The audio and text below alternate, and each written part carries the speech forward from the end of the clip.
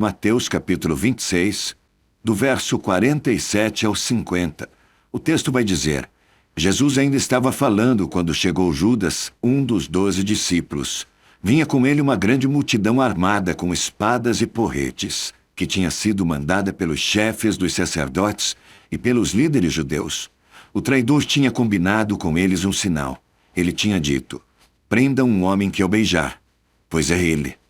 Judas foi até perto de Jesus e disse: eu te saúdo, mestre. E o beijou. Jesus respondeu: amigo, o que você vai fazer, faça agora. Então eles chegaram, prenderam Jesus e o amarraram. Sabe, esse beijo foi o primeiro golpe duríssimo que Jesus sofreu antes do Calvário. Entre os discípulos de Jesus havia um que se destacava, mas estava do lado do mal. Judas Iscariotes. O homem que traiu Jesus com um beijo tem seu nome registrado na história como um homem que renunciou à sua fé, mas quis fingir. Muitas pessoas não entendem o significado do beijo de Judas. Fique até o final para saber mais dessa incrível revelação da Bíblia. Qual é a verdadeira atitude de traição? Seria apenas o fato de mostrar aos soldados quem era Jesus? Se o motivo de Judas era simplesmente mostrar quem era Jesus, pois se os soldados lhe perguntassem, talvez um discípulo corajoso se colocasse no lugar de Jesus. Por que Judas não disse em voz alta: é esse aqui, podem prendê-lo? Ele poderia ter ajudado os soldados a amarrar Jesus ou algo assim. Mas por que beijar Jesus? Eu acredito firmemente que esta cena não é bem representada nos filmes.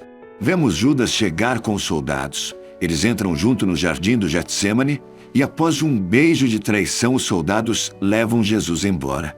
Acredito que Judas traiu Jesus dessa maneira porque não queria que Jesus e seus discípulos soubessem que ele era um traidor. Depois que Judas beija Jesus, dizendo: eu te saúdo, mestre, os soldados detectam quem é Jesus. Eles invadem a cena e o prendem. Judas agora já faz planos com suas 30 moedas de prata. Judas queria trair Jesus e se dar bem com os discípulos. Queria trair às escondidas. Agora trazendo para mim e para você, e nós, e a igreja dos nossos dias. Nós, muitas vezes, não temos coragem de dizer para Jesus: estou te traindo, te entregando por algo. É bom lembrar que a palavra grega para adoração significa beijar os pés. Assim, podemos ver na atitude de Judas a aparência externa de alguém que finge ser um adorador, mas por dentro é alguém que está interessado apenas no que vai ganhar. Judas trocou o maior tesouro possível, que é a companhia de Jesus, a presença de Deus, a amizade de Cristo.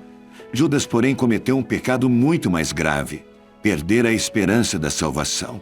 Ele não acredita que aquele verdadeiro amigo possa perdoá-lo por tal erro.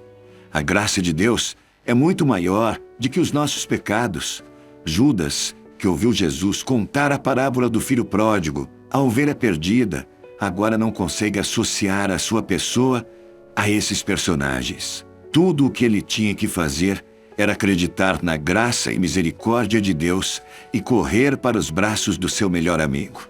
A palavra de Deus revela que temos muitas ricas bênçãos como herança em Cristo, mas o nosso maior tesouro é o próprio Deus. Mas a religiosidade pode invadir nosso coração se dermos brecha e continuarmos com a nossa adoração externa, indo aos cultos, ofertando, cantando para Deus, mas apenas buscando bênçãos. Não nos importamos com o próximo, com os necessitados, os doentes, os que precisam de um abraço. Obedecemos a palavra por interesse. Podemos até obedecer, mas é uma obediência robótica, sem vida, sem amor, como a igreja em Éfeso, que fez tudo, mas deixou para trás o primeiro amor. Vamos voltar a viver com Deus por amor, não por dever. Que o meu e o seu coração sejam preenchidos com amor verdadeiro e expressos em nossas atitudes. Cabe a nós perguntar: o amor verdadeiro ainda está em minha vida? Ainda estou motivado por esse amor puro e intenso? A chama do primeiro amor ainda está queimando no meu peito?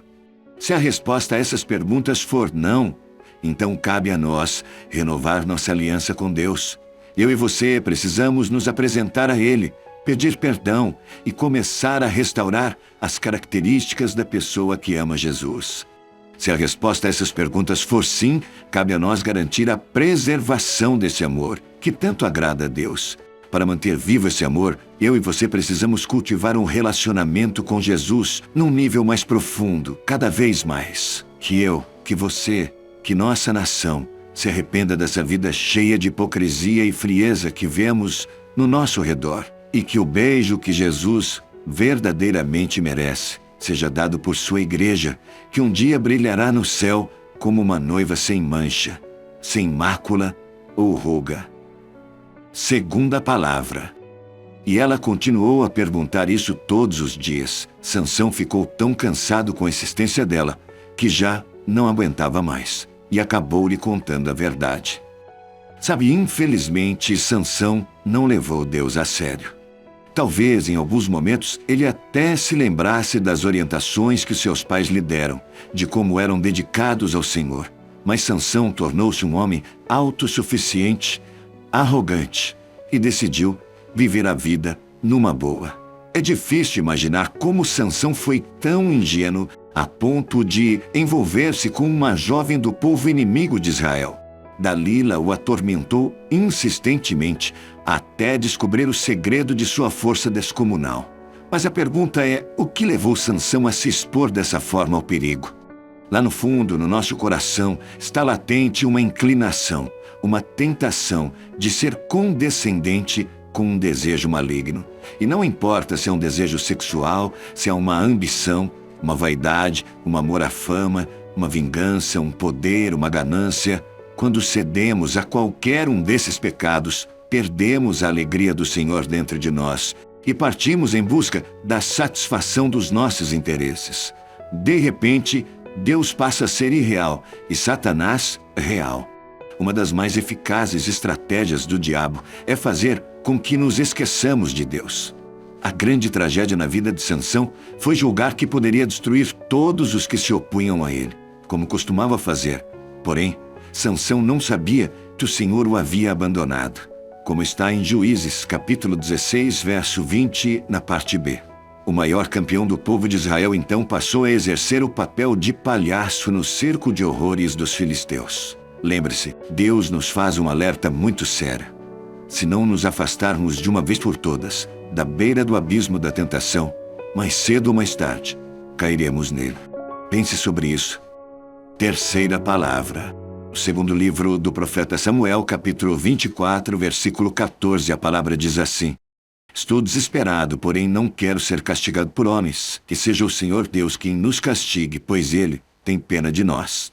Sabe, a culpa é um sentimento muito doloroso. Davi, neste momento, estava se sentindo culpado. Na verdade, ele estava desesperado, pois ele havia deixado Satanás criar problemas para Israel, quando ele resolveu fazer uma contagem do povo israelita, desagradando a direção de Deus. Você se sente culpado de alguma coisa? Sabe, então você precisa saber que há esperança de vencer a sua culpa. Deus nos ama incondicionalmente. Ele nos amou de tal maneira que deu seu Filho para morrer no nosso lugar e pagar o preço da nossa culpa. É Cristo, é Jesus que nos livra de todo pecado. É Ele quem nos justifica diante de Deus. Entristecemos a Deus cada vez que pecamos. Talvez esse seja o nosso maior incentivo para evitar o pecado. Para não nos afastarmos de Deus, nós precisamos admitir o nosso erro, nós precisamos confessar o nosso pecado, precisamos crer que Cristo morreu na cruz para pagar o preço dos nossos pecados e aí abandonarmos o erro. A partir desse momento, esse pecado não existe mais para o Senhor. Nós recebemos o perdão e o alívio do peso da culpa. Deus é capaz de perdoar até o mais grave dos nossos pecados quando nós nos arrependemos e nos dispomos sinceramente a não praticá-los mais. O passado é apagado, a culpa não existe mais. Esta é uma das manifestações da graça de Deus, a sua misericórdia, como está lá no livro de Hebreus, capítulo 8, versículo 12. Como nós devemos reagir diante da misericórdia de Deus? Também esquecendo o pecado que nós confessamos e do qual nos arrependemos, sendo gratos e nos alegrando pela graça do Pai, que ainda nos oferece uma vida eterna ao seu lado. Agora lembre-se, quando você recebe o perdão de Deus, você precisa se sentir perdoado, você precisa se perdoar e precisa se livrar da culpa. Receber o perdão te traz todo esse alívio. E você precisa receber esse alívio, porque ele é a graça de Deus na sua vida. Quero fazer uma oração incluindo o seu nome, o nome da sua família e profetizando bênçãos sobre vocês. Quer receber esta oração? Então, por favor, escreva agora nos comentários o seu nome, nome dos seus familiares, e eu quero desafiar você a compartilhar a mensagem de hoje com pessoas importantes para você. Você pode fazer isso? Manda o link aí no WhatsApp, compartilha com essas pessoas. Vamos orar? Senhor Deus, Pai amado, muito obrigado por esse dia lindo que o Senhor fez. Muito obrigado, Pai, por esta palavra tão preciosa ao nosso coração. Somos tão gratos a Ti, Pai, pelo dom da vida, pela respiração e por todas as coisas. Te exaltamos, te bendizemos, te glorificamos, declaramos que não há outro Deus além de Ti, não há nada além de Ti, Pai. Muito obrigado, Pai, pela Tua palavra que nos traz a orientação. Obrigado, Pai, porque a Tua palavra fala ao nosso coração. Deus, que nós possamos ser sábios e que nós possamos experimentar, Pai, do Teu perdão e do Teu amor. Pai, que nenhuma mentira satânica tire a nossa paz, Pai. E que nenhuma mentira, Pai, seja mesmo como um peso de culpa no nosso coração, mas que nós possamos entender que quando somos perdoados, nos arrependemos, somos perdoados pelo Senhor, ficamos também livres dessa culpa. Mas ainda assim, Pai, nós muitas vezes insistimos em sentir culpa e nós precisamos entender que quando nós sentimos culpa após o perdão do Senhor, é como se não tivéssemos aceito esse perdão ou não acreditado nesse perdão. Por isso nos perdoe, Pai, porque muitas vezes é assim que nós fazemos. Mas nós queremos tomar a posse neste tempo do perdão do Senhor. Queremos nos alegrar, Pai, queremos ter paz e queremos viver de uma maneira leve para Te adorar, para Te bendizer e para buscar a Tua face. Deus, que nós consigamos controlar esta inclinação natural de cada ser humano, Pai, de pecar, de estar exposto às tentações. Deus, que saiamos das margens da tentação, que saiamos deste abismo da tentação, Pai, entendendo que mais cedo ou mais tarde cairemos se não fugirmos dessas situações. Senhor, mas nós entendemos também que para não estarmos diante deste abismo, precisamos ser homens e mulheres cheios do Teu Espírito, cheios da Tua presença. Por isso, amado Espírito Santo, nós clamamos para que o Senhor venha habitar em nós. E, Senhor Deus, que o Senhor possa, através do Teu Espírito, dar direção a cada um de nós, Pai, em todas as áreas da nossa vida. Que o Senhor seja o centro, o comando e a direção para cada um de nós.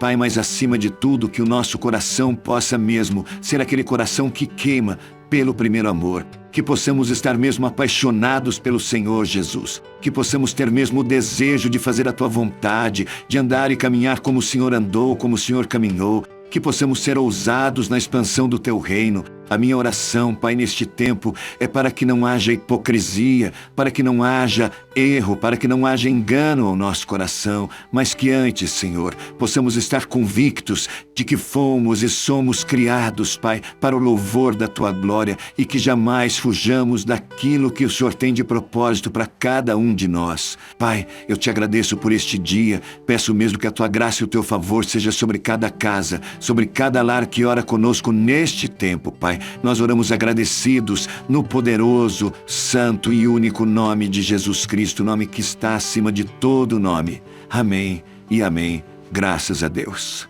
Não se esqueça que você é muito importante para o Senhor Jesus.